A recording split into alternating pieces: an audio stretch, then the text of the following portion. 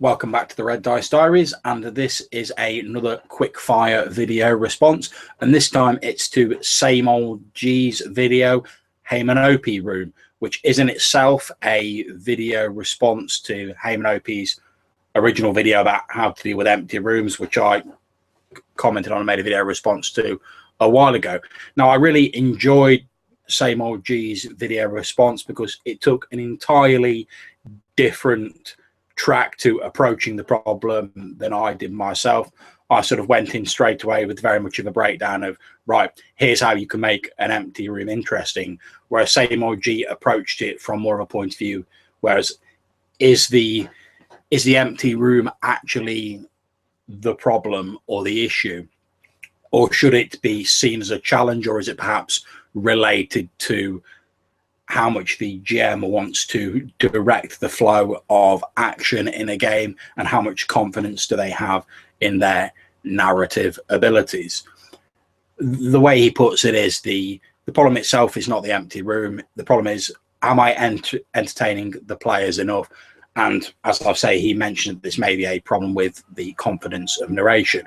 One of the things I enjoyed in this video particularly is that it mentioned a term that, whilst it would seem to be fairly common from what I've read since, I had not originally, before seeing Same Old G's video, encountered this term, and that was the term quantum ogre.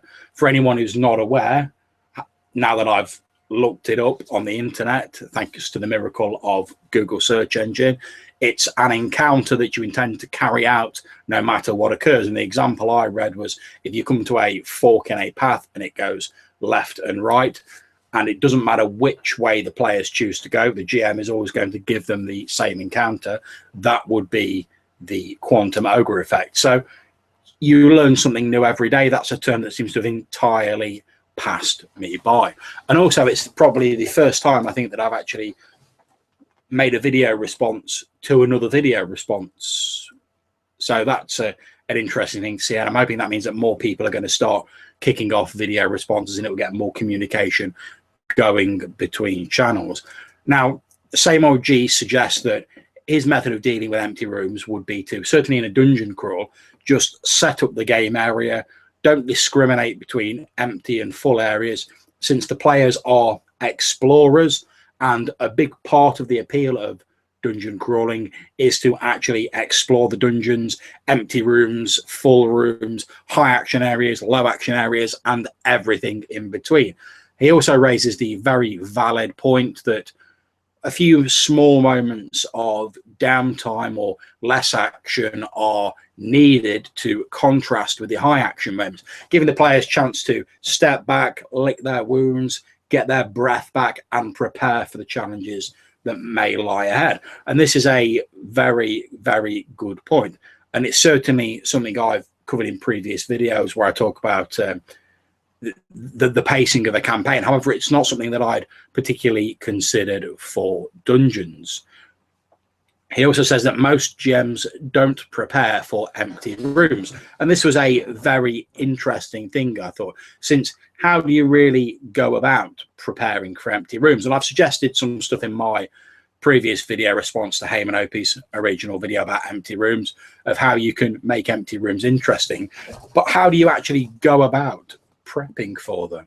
Well, one of the best ways I can think of, and I'm sure there are others out there, is that you need to have fully fleshed out in your mind what place the dungeon as a whole occupies in your world. Having that information stored, whether it's written down, whether it's in your head, whether it's on a notepad file, a wiki, whatever, having that information will allow you to more easily improvise and more consistently improvise the aspects of an empty room, the decorations, the descriptions, etc.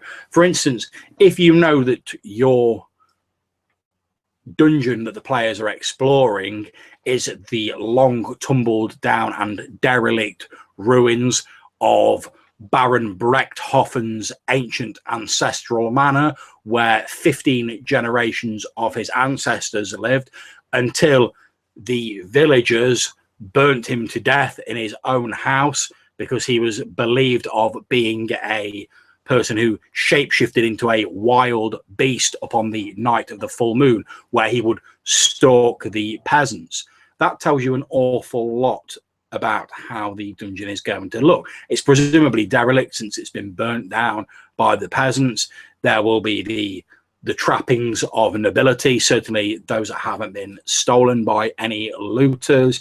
There may be wine cellars underneath the dungeon, whatever. And having that information there allows you to maintain a consistency of narrative and description within your setting. Whereas if the dungeon is a natural cave system that was formed by an underground river digging out the soft bedrock in the area and making natural caves, it will be entirely different.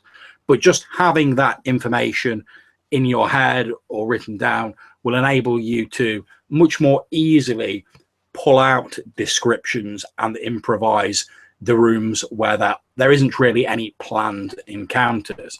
So what I'd suggest is, first of all, lock down what place your dungeon occupies in the world and a little bit of its history, I suppose, and have that written down on a piece of notepaper, an index card, a post-it note, whatever, and have it just to the side there. And anytime you need to come up with a description of an otherwise empty room, just have a little glance at it and think of what would be appropriate in these situations. You might even want to sketch out a few likely things for you to come across. For instance, if the Baron and his family were well renowned as lovers of wine, maybe they had some vineyards, then you may want to note down that there may be extensive wine cellars below the castle, even if you don't actually pencil in directly where they are. Having that noted down will enable you, if you look at an empty room, let's say that's in the cellar, you might be able to describe the wooden racks with maybe a few dusty wine bottles or broken glass littered across the floor, and all that description will help get your characters more involved, and it will help blur that distinction between the empty rooms and the plot-worthy rooms. Since, as Seymour G rightly says, you don't really want to have your players being able to easily distinguish between the empty and the non-empty, or the plotted and the improvised rooms.